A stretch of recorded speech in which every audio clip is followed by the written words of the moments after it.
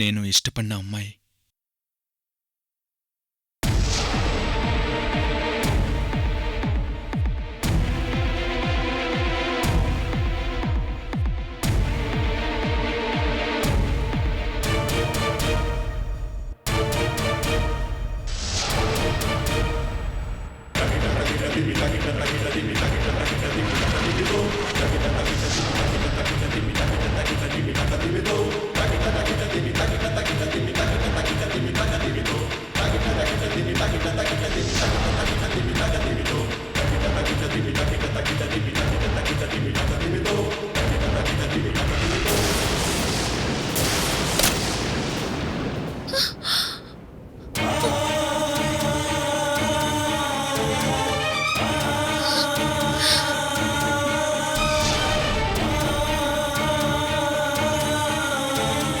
నేను కావేరిని ఇష్టపడ్డాను.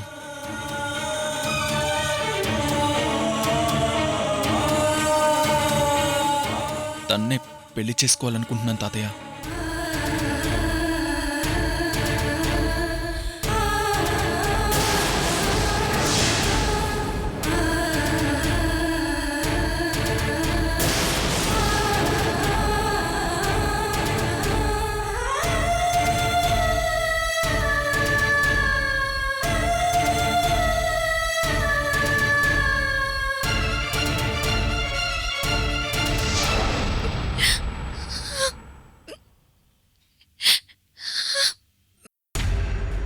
తాతయ్య, ఏంటి బాబుగారు నా గురించి మాట్లాడుతున్నారు? కావేరి, నీకు తెలియకుండా నీ గురించి అందరి ముందు చెప్పాల్సొచ్చింది కావేరి.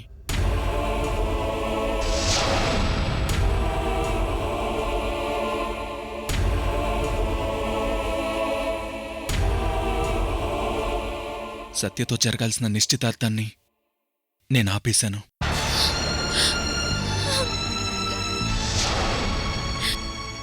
మా ఇద్దరికి పెళ్లి జరగదు.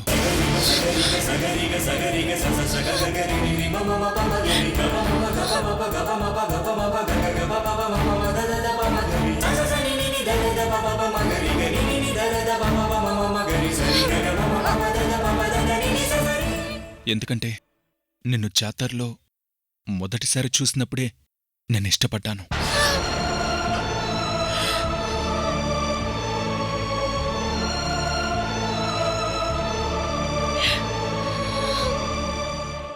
ఆ తర్వాత పెళ్లిచూపుల్లో చూశాక, ఇంటికి వెళ్ళాక నా మనసంతా నువ్వే నిండిపోయావు.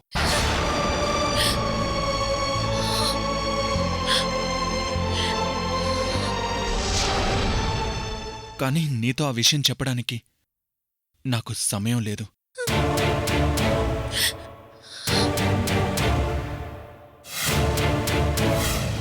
తప్పనిసరి పరిస్థితుల్లో నిశ్చితార్థం ఆపి సత్యకు, తాతయ్యతో పాటు అందరి ముందు చెప్పేశాను.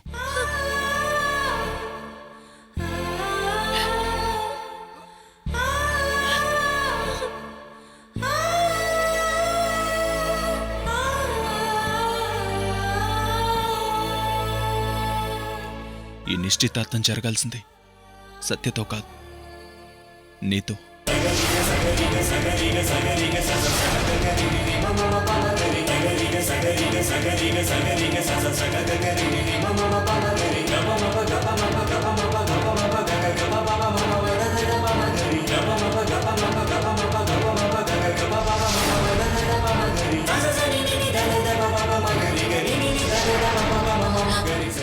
ఏంటి బాబు మీరు మాట్లాడేది?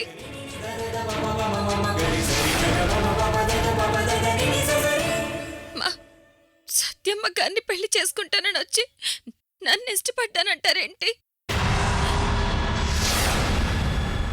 నేను ఇంటి పని మనిషినయ్యా.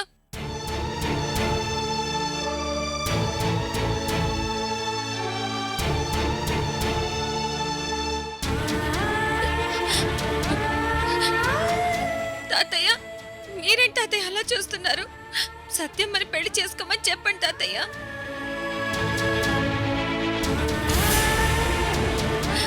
చెప్పండి తాతయ్య.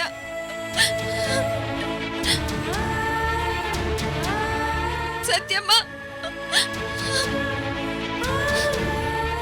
సత్యమ్మ గారు, నాకేం తెలియదమ్మ గారు. బాబు గారు ఏదో కావాలని నన్ను ఏడిపించడానికి ఇలా చేస్తున్నారు సత్యమ్మ గారు. సత్యమ్మ గారు, ప్లీజ్ అమ్మా, నన్ను నమ్మండి. నాకే పాపం తెలియదమ్మా.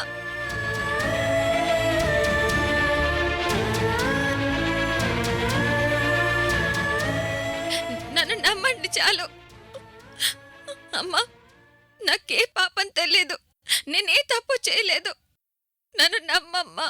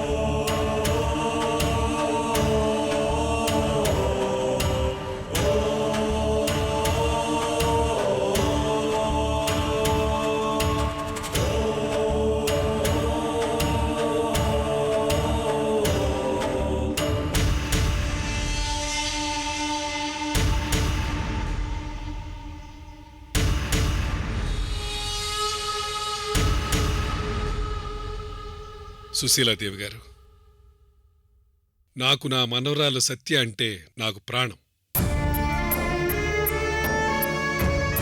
తను బాధపడుతుండగా నేనెప్పుడూ చూడలేదు. తనకి కోపం రావడం, మనిషిని కొట్టడం కూడా నేను చూడలేదు.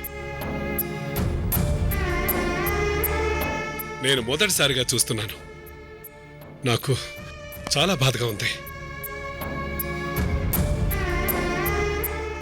నిశ్చితార్థానికి రావటానికి ముందు ఒక్క ఫోన్ చేసుంటే అంతా సవ్యంగా ఉండేది.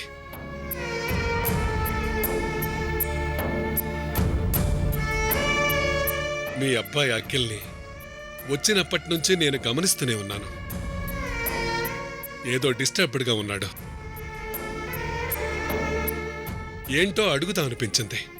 బట్ ఈ కాలం పిల్లల మనసుల్ని అంచనా వేయటంలోనే మనం ఫెయిల్ అవుతున్నాం.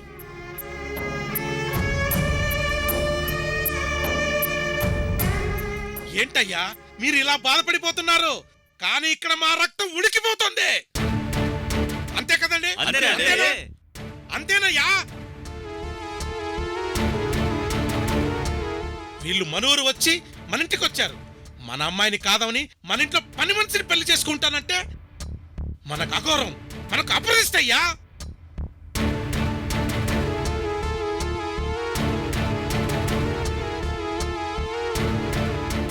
దయచేసి మీరు ఎవరూ మాట్లాడకండి.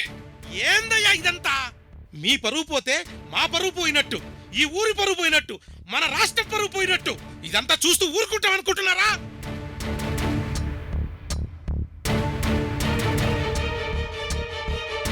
అయ్యా, వాళ్ళు కావాలని మిమ్మల్ని అవమానించారు, కానీ మేము ఊరుకోం. రండ్రా. ఆగండి. ఒక్కడుగు ముందుకు వేసినా ప్రాణాలు తీస్తాను.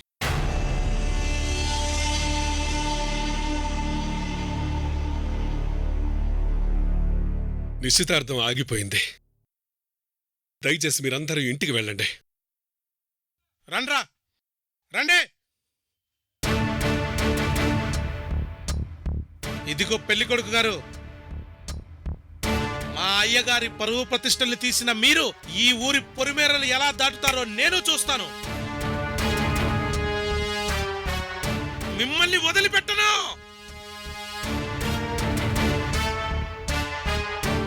రండ్రా, రండి.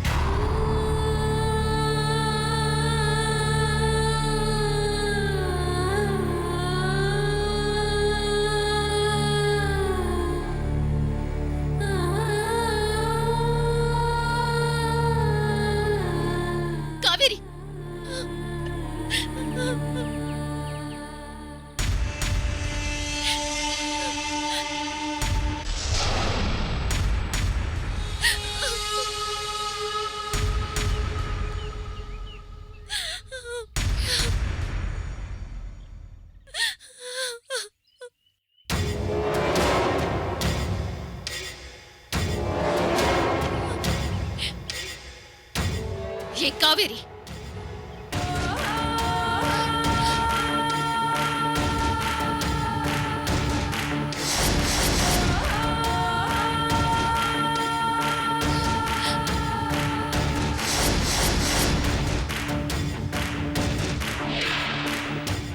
సత్యమ్మ గారు, మీకు కోపం తెప్పించాను.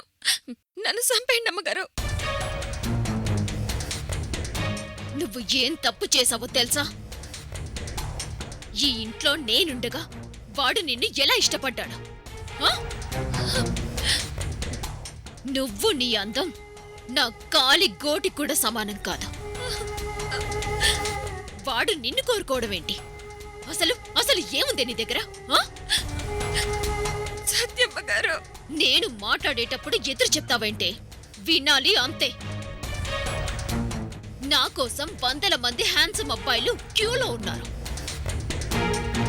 వాళ్ళందర్నీ కాదని తాతయ్య చెప్పిన సంబంధం చేసుకుందామని వచ్చాను. పెళ్లి చూపులకు వచ్చినప్పుడు ముహూర్తాలు బాగోలేదని మేము కలుసుకోలేదు. అప్పుడు నువ్వు వాడు కలిసి ఎక్కడ తిరిగారే? ఏం చేశారు? ఆ 24 గంటల్లో వాడు నిన్ను ఇష్టపడేలా మాయ చేశావా నువ్వు? అయినా ఈ ఇంట్లో నీ స్థానం ఏంటో తెలిసినా అతనికి టేస్టే లేదా. అందరి ముందు మా పరువు తీసేలా నిన్ను ఇష్టపడ్డాను అని బరి తెగించి మాట్లాడాడు. వాడికసలు కొంచెమైనా కామన్ సెన్స్ ఉందా? ఈ సత్య, ఈ కంబంపాటి సత్య ఈ రోజు వరకు ఎవ్వరి దగ్గర ఓడిపోలేదు. నా మీద ఇంతవరకు ఎవ్వరూ పైచేయి సాధించలేదు. ఒసై కావేరి అంటే అమ్మగారు అని పరిగెత్తుకుంటూ వచ్చే ఆఫ్టర్ ఆల్ నా పని మనిషివి నాకే పోటీకొచ్చి నన్ను చేసుకునేవాణ్ణి ఎగరేసుకు వెళ్తావా? ఎంత అవమానించావే! నేను నచ్చలేదని వాడు ఇంకొకరిని పెళ్లి చేసుకోవడం అనేది అస్సలు అస్సలు జరగదు. కానీ నీ వల్ల జరిగింది. ఈ కంబంపాటి వంశానికి నువ్వు అవమానం చేశావు. అమ్మగారు, నన్ను క్షమించండి అమ్మగారు. బాబుగారు నన్ను ఇష్టపడ్డారని నాకు తెలియదు అమ్మగారు. తెలుసుంటే నేను ముందే ఈ విషయాన్ని మీకు చెప్పేసేదాన్నమ్మగారు. నేను మీకోసం ప్రాణాలు ఇచ్చే మనిషినే కానీ అవమానించే మనిషిని కాదు సత్యమ్మ గారు. మీ మీద ఒట్టేసి చెప్తున్నానమ్మగారు. బాబుగారికి నచ్చినా నేను మాత్రం పెళ్లి చేసుకోనమ్మగారు. మా సత్యమ్మ గారిని పెళ్లి చేసుకోమని నేను చెప్తానమ్మా, నేను చెప్తాను. నువ్వు నిఖిల్ని పెళ్లి చేసుకోవాలమ్మా.